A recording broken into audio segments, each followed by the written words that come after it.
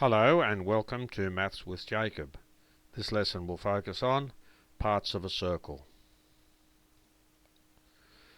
This video will look at one of the most important plane shapes in mathematics. Here we are referring to the circle. Specifically, we will highlight all the important components of this very important shape. Firstly, the circle itself. That represents all the points on the circle are the same distance away from the point in the middle. This is the center.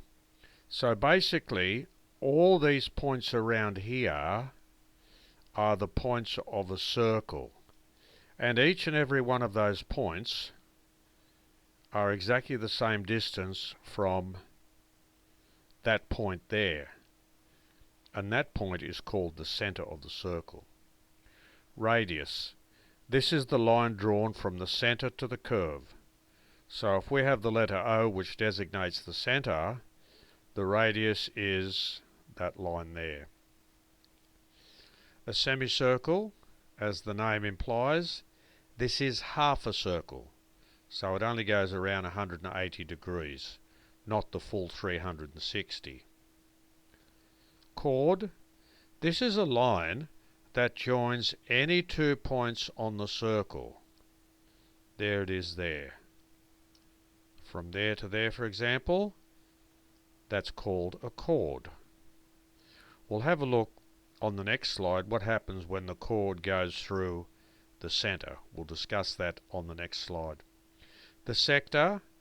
This is the area enclosed by 2 radii and part of the circle. In other words, there's a radius here, and then you've got that part of the circle and that area there. That's called a sector. Now, this is what we talked about on the last slide. The word diameter. This is a line that passes through the center of the circle and it cuts the circle in half. So from that point to that point, as long as the line goes through the center, it's called a diameter. You could view it as a chord, but because it goes through the center, it assumes the name diameter. Circumference. This is the distance around the edge of the circle. It is just like the perimeter. So circumference is the distance.